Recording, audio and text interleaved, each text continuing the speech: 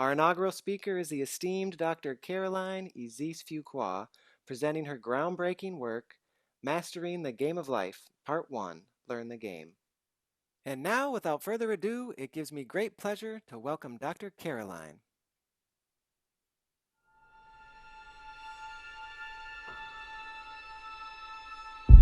Life is a game.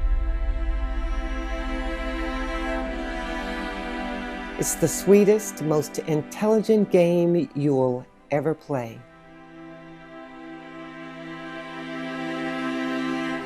And as with any game, we have to play by the rules.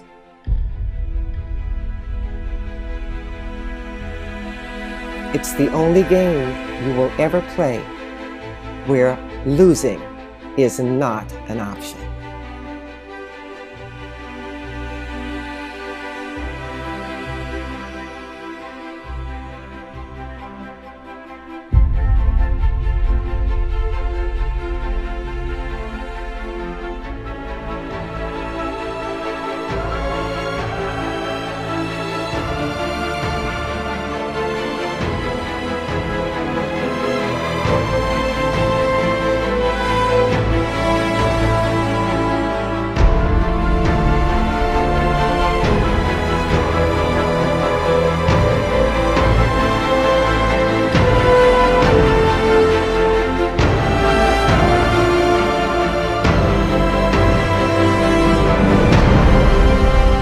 Now, if you're ready, let's learn the game.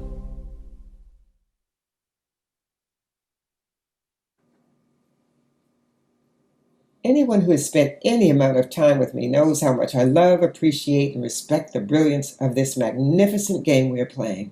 Life. From Go Alpha to Go Omega, each move has been carefully and ingeniously thought out and crafted so that only winning is possible. And the simple objective of the game of life is our self-realization, or much like rays from the sun, knowing ourselves as a stream of the divine. The object of the game is for each player to move from Alpha to Omega as quickly as possible, arriving back in the pure, unlimited I Am consciousness of God. In the game of life, the rules are known as laws or principles that must be learned and applied. And while playing, you must be prepared to be uncomfortably lawful. There are 7 universal laws that come into play in this game, and if you're ready, we are going to learn them. Number 1, the granddaddy of all others, the law of mentalism. 2, the law of correspondence. 3, the law of consequences. 4, vibration. 5, polarity. 6, rhythm. And 7, gender.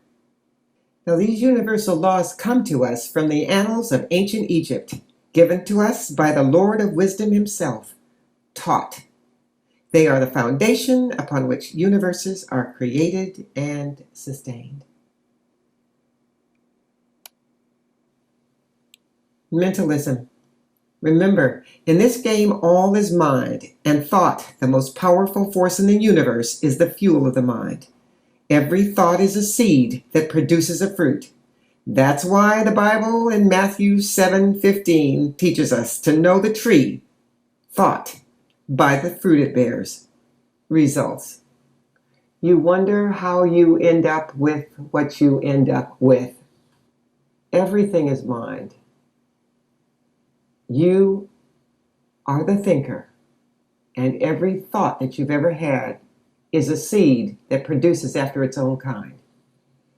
You're standing in the middle of a garden, and every single growing thing in that garden is a result of a thought or a seed that you yourself have planted.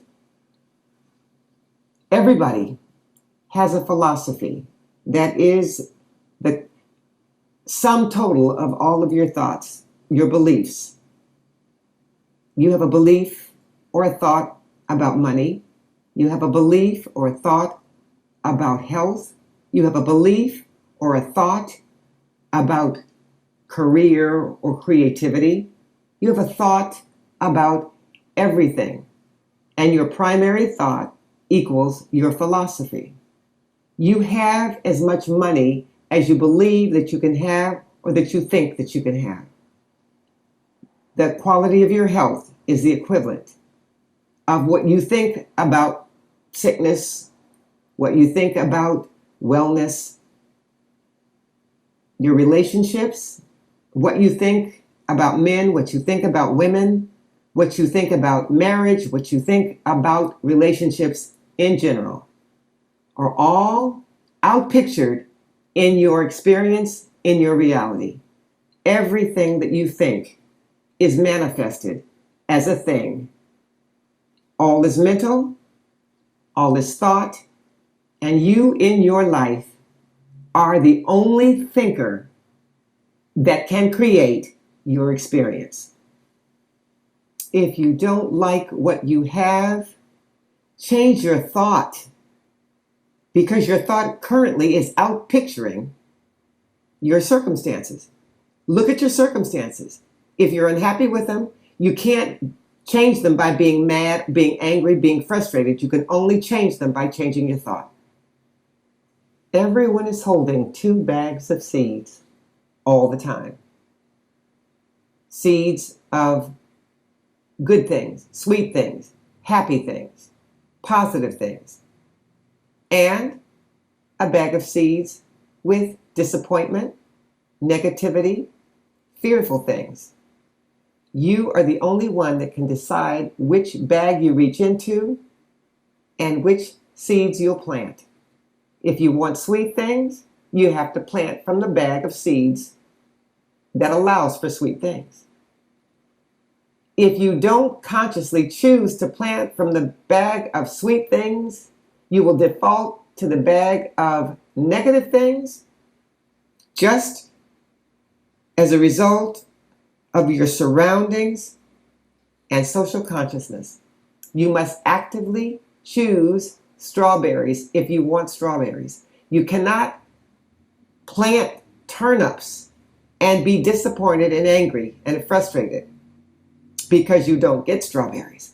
To get strawberries, you have to think from the seed bag of strawberries. Stop being angry and stomping your feet when you end up with squash when what you want is strawberries. To get strawberries, you have to plant strawberries. To have sweet things happen, to have positive, powerful things happen, you have to consciously choose to pick from that bag and plant those seeds. And for heaven's sake, stop saying, I'm not thinking that. I'm not wanting that. Remember, if your results show a lack of money, you are thinking a lack of money. If your results are showing a lack of health, you are thinking a lack of health. If your results are showing faulty relationships, you are thinking and believing in faulty relationships. Stop arguing with your own results. The only way you can have results is to first have a thought that matches your result. There is no reason in the world for you to ever be unhappy with anything or anybody, since you are the determiner of every experience you're having and can, by changing your thought, change your experience. Moving on to the law of correspondence. As above, so below, as below, so above. We have been told time and time again that we are direct downloads of God, and in order to master this game, we must accept that and stop trying to convince ourselves and each other that we are weak and insufficient.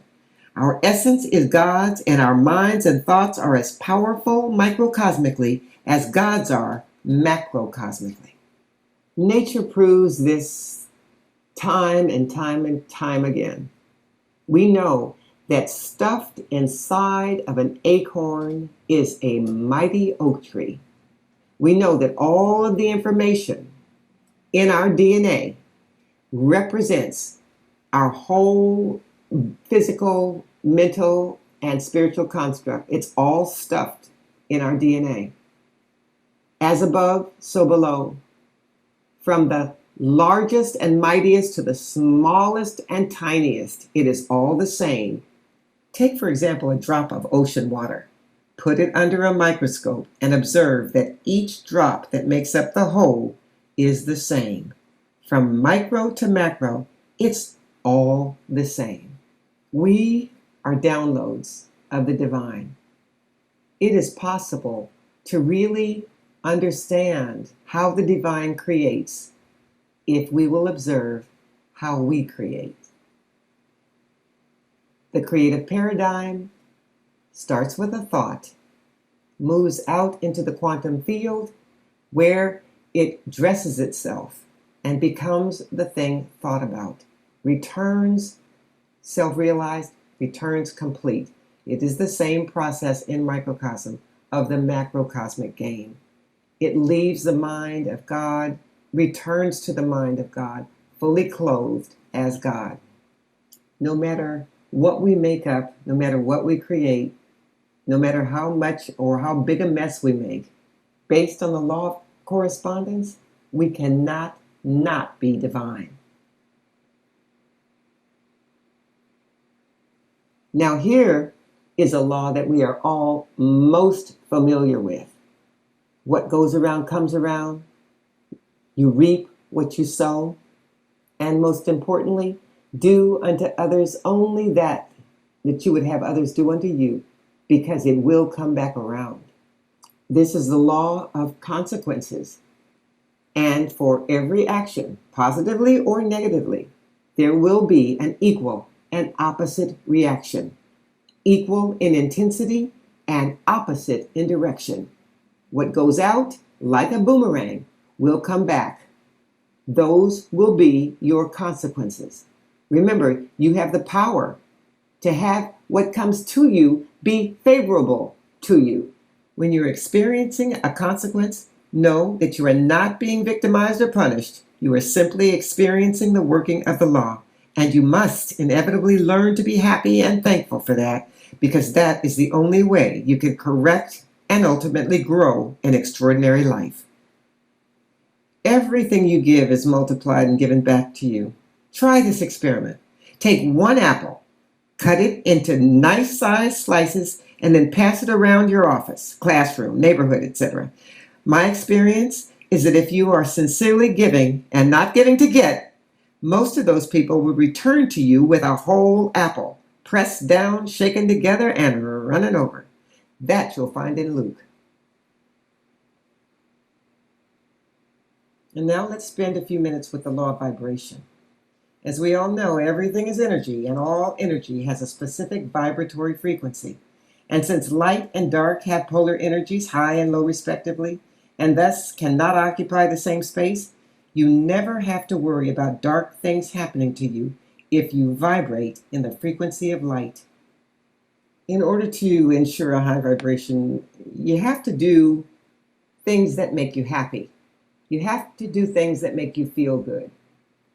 You spend time in the consciousness of love, praise, and gratitude. If you complain, if you judge, if you are negative in any way, you will throw yourself down into a low vibration frequency where a lot of negative things can happen to you. Negative things happen in dark, low vibratory energies. Powerful, positive, expanding things happen in high vibratory energies. You have the power to choose which vibration you will stand in. You cannot want good things to happen when you choose to stand in low vibratory spaces. You cannot. Now pay attention to yourself. Notice how differently you feel when smiling than frowning, when singing than complaining, when giving than taking, when being supportive instead of critical. Notice how you feel around positive people and around negative people. Since you are the determiner of the vibration of every space you occupy, make sure that everywhere you enter is vibrating higher when you leave. For example, don't complain about a space being dark, negative. Walk around and turn on the psychic light switches. Be the party starter. Get out in the middle of the floor and dance. You won't have to complain about the party being boring, and you will not be on the dance floor by yourself for long. Victims complain, victors create.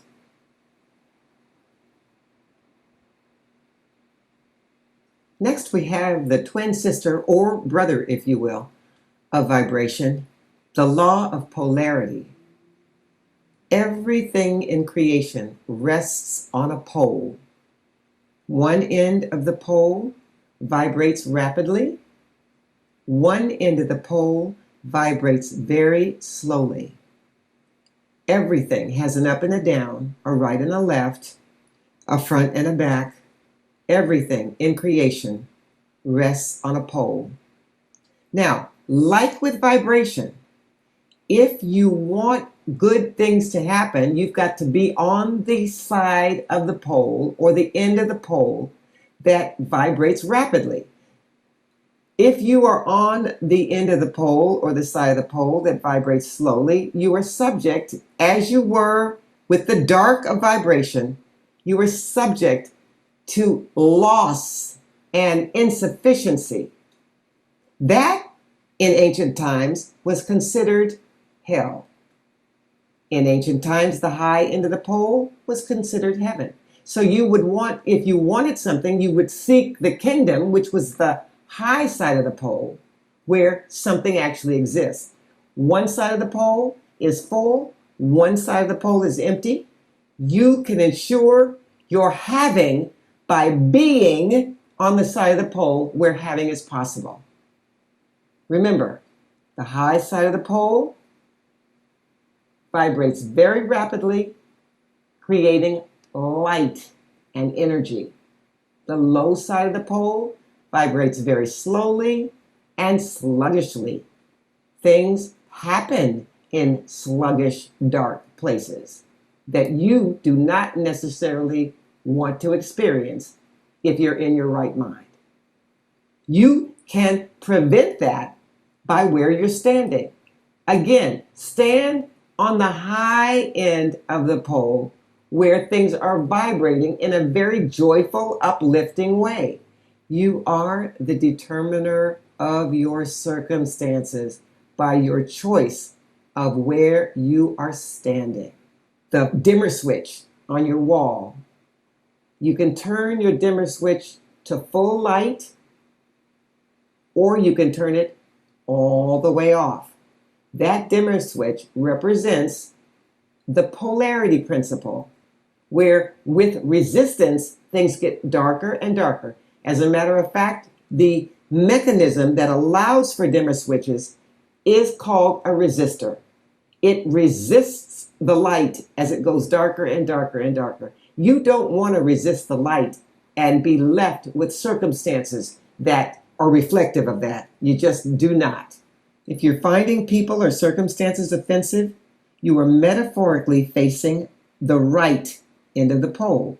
The right end of the pole in Egyptian mysticism is the empty end of the pole. Don't complain. Turn your head and present the other cheek. In other words, see it as your Holy Spirit would have you see it, not as your ego would. The ego stands on the right, the Holy Spirit stands on the left. Put your left foot forward and turn toward the Holy Spirit, the high vibrating end of the pole. If you choose to have anything, you have to choose to seek where it is and turn away from where it is not. Remember, everything in creation rests on a pole. The pole is continuous from one end of the pole to the other end of the pole. It's all finances, health, relationship. Where are you standing? You'll know where you're standing by your results. On the pole of health, wellness exists on the high vibration end and sickness on the low vibration end. On the pole of finances, wealth exists on the high vibration end and poverty on the low. On the pole of substance, everything exists on the high vibration end and nothing on the low. From these examples, you can see that it is not necessary for you to busily manage your health or your money. What is important is that you manage your vibration. You are thrown to the high end of the pole in all situations when you maintain a high vibration. The law of rhythm is also related to vibration and polarity, in that everything swings rhythmically like a pendulum between both ends of the pole. Day follows night, down follows up, empty follows full. However, as the image and likeness of God, you are to maintain your awareness of oneness inside of the physical changes that occur. This is where it's important to be in it, but not of it. Or to maintain your awareness of the unity of all things, even as you play on this field of duality. We are in a field by necessity of duality.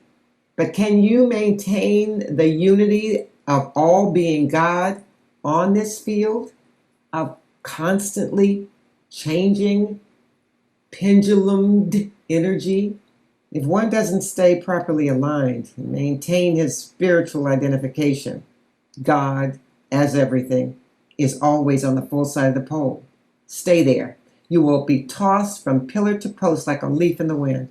And if you start managing your vibration by properly utilizing your thoughts, you will notice a reduction in the radical swings that are probable without mastery. And in the words of Rudyard Kipling, if you can meet with triumph and disaster and treat those two impostors just the same, you'll be a man, my son. Learn to love it all. The day, the night, the hot, the cold, the up, the down, the front and the back, the black, the white, the Christian and the Jew. Learn to love it all. It swings. The very thing that you hate today will be the thing that you'll become tomorrow. Relax. Allow the rhythm of life to move between the two poles and stand on top of it. Be the master. Let creation move underneath your feet without you getting bogged down and swallowed up by the changes. In order for anything to be created, we must understand the necessity of this last and final principle, gender. In order to manifest or create, had to become two. Out of the mind of God, the first active principle was the womb. God spoke into the womb, the fiat, let there be light. And that thought, that fiat went into the womb of woman or the womb of the feminine, and out came the child, the son, the light. Gender. It takes two to tango. It takes two to create. The speaker and the quantum field. The speaker is masculine. The quantum field is the womb, is feminine. The seed goes into the soil, a tree grows. Your word goes into the quantum field, and the thing that you're speaking becomes manifest. This is the law of gender. You must have a seed, you must have a soil in order to create a tree. You must have a plug, you must have a socket in order to produce light. You must have spermatozoa, you must have an egg to create a child. The law of gender is mandatory. Our objective is to respect it, to honor it, to understand it. Both sides must be equal. Both sides must play an important role for creation of any kind to be manifest. This is something that we must understand and we must learn to appreciate. The positive, the negative. The positive is masculine, the negative is feminine. That does not mean that the feminine is bad. It means that it is a receptacle. It is a context for the content that is masculine. Context, content equals form. You cannot have one without the joining of the two. The masculine and feminine properties of gender have very little to do with male and femaleness. There are some similarities in the principles and the human expressions of those masculine and feminine properties. Gender, electric, magnetic. The masculine energy is electric, it projects. The feminine energy is magnetic, it attracts and holds. You must combine these two energies if anything is to be created. The electric energy of the sun and the magnetic energy of the moon produces a balance that allows our planet to function. Without these two energies, without these two principles, we would not be able to generate and sustain life. In ancient times, the sun was metaphorized as the masculine, and the moon was metaphorized as the feminine. Mother, father, sustainer of their son, the earth, our home. And now let's recap the laws. Mentalism. We are the thinker. We are the creator of our life and our circumstances. Correspondence. As God thinks its reality into being, we think our reality into being. Consequences. How we think, how we behave, how we treat other people turns out to be what we get and how we're treated. There is no way around it. If you want to be treated well, you have to treat well. If you want to be given to, you have to give. Vibration. Everything vibrates. Good things happen, high vibration. Bad things happen, low vibration. Where do you choose to stand? Polarity. Sister, brother to vibration. One end of the pole maintains a high vibration. The other end of the pole, a low vibration. You can determine your experience by where you are standing on the pole of whatever it is that you're dealing with. Rhythm. It's all changing. It's all swinging as the pendulum swings from light to dark, from high to low, from left to right.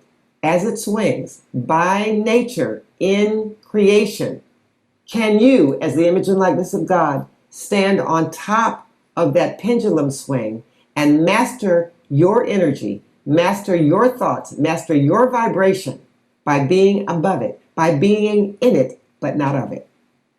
Gender. It takes two to create, a masculine and a feminine.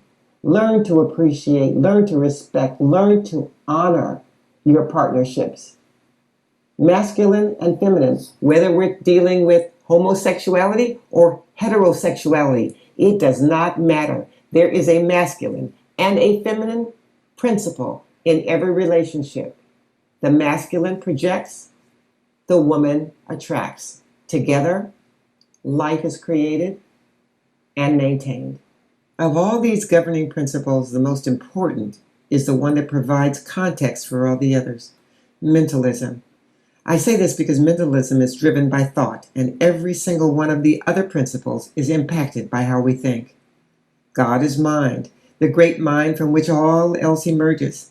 In the beginning was the Word, and the Word was with God. Nay, the Word was God, and is God. And we, humanity, are created in the image and likeness of God. As God thinks its realm into existence, we likewise think ours into existence. Everything we experience is a product of what we are thinking, consciously or subconsciously.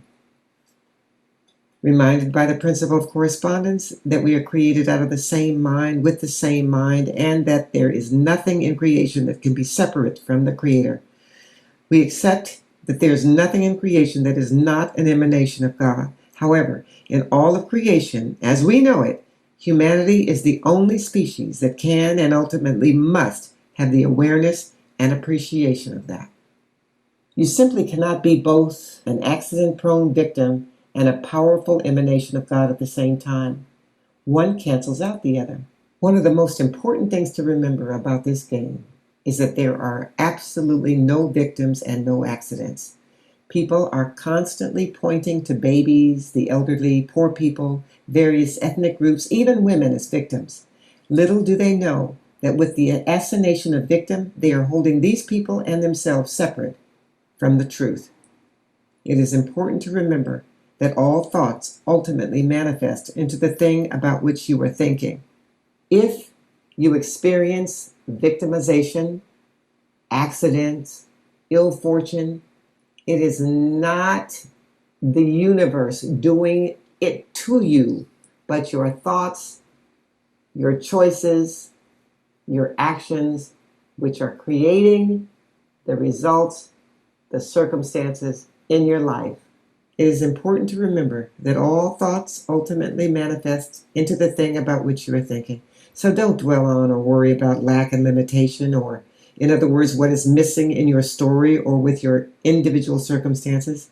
Link up and think about what is true of and for the divine, not for the self you made up. God is abundant, well, brilliant, and fulfilled, and as an emanation of that, so am I.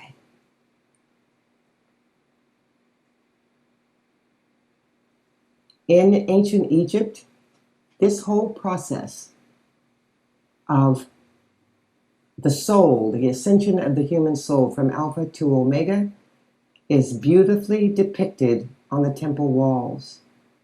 From Abu Simbel at the very base of the spine to the Great Pyramid and Sphinx at the crown, this process is laid out beautifully with the 5 aspects of ourselves, playing all of the roles to demonstrate and metaphorize the process.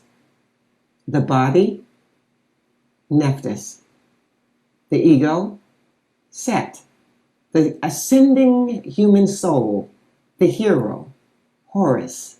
The Christ or higher self, Osiris. And the Holy Spirit, Isis. The 5 aspects: sister, brother, couples, the Immaculate Concept. Everything is beautifully metaphorized and depicted on these walls. The walls are our textbook.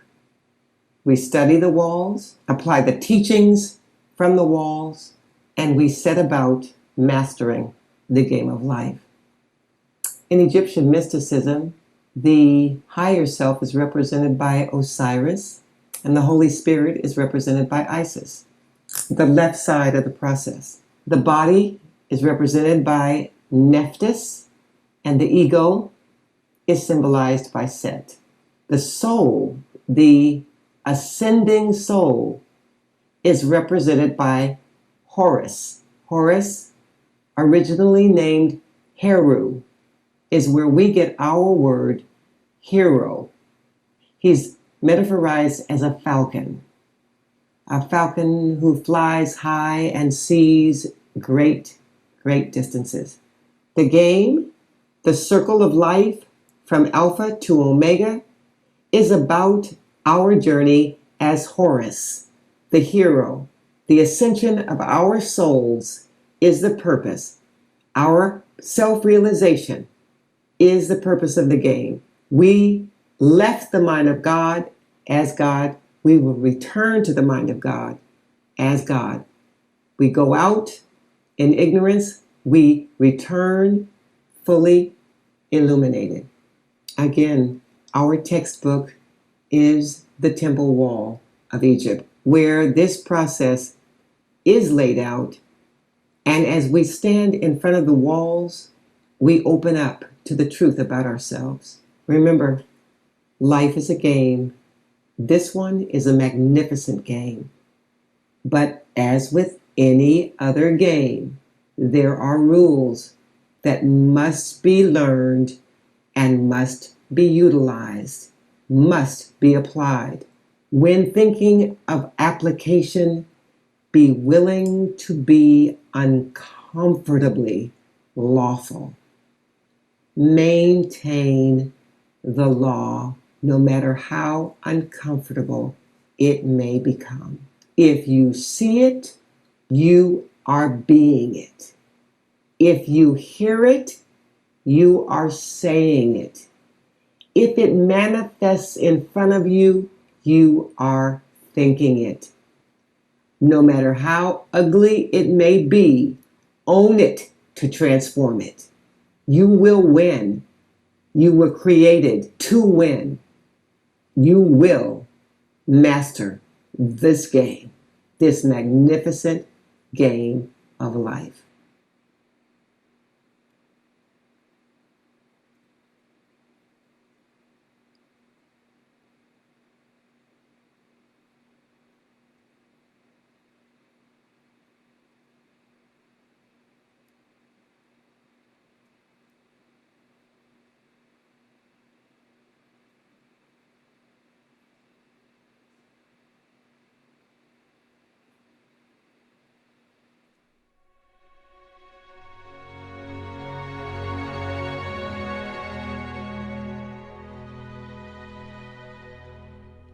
One of my favorite sayings of yours, which is what you're touching on, is who you are is not up to you.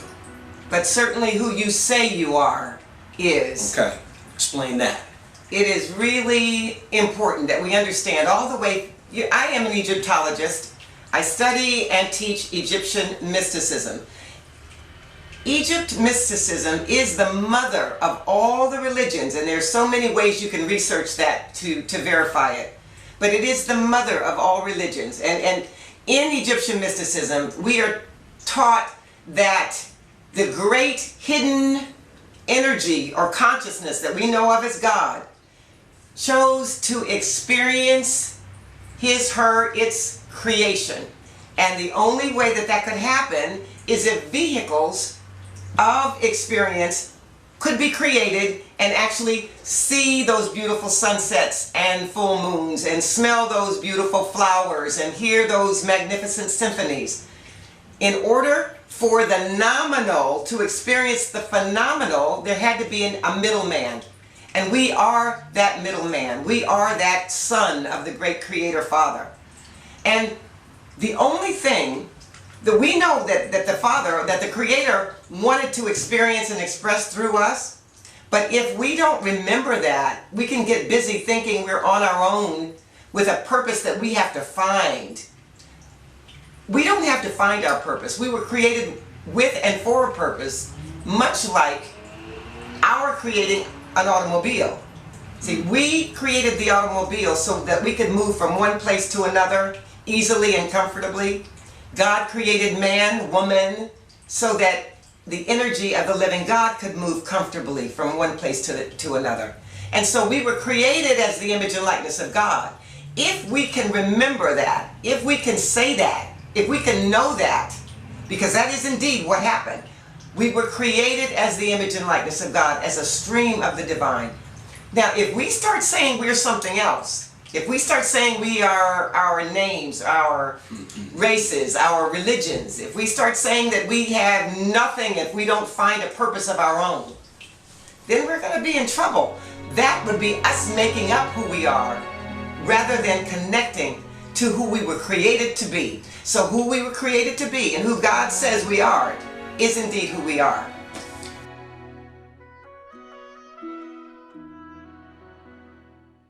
When next we meet in this very intimate and comfortable way, we'll be looking forward to sharing with you the next aspect of this four-cornered process in mastering the game of life. Remember, learn the game, play the game, love the game, win the game. That's right. Play the game is next, and we'll be looking forward to sharing with you.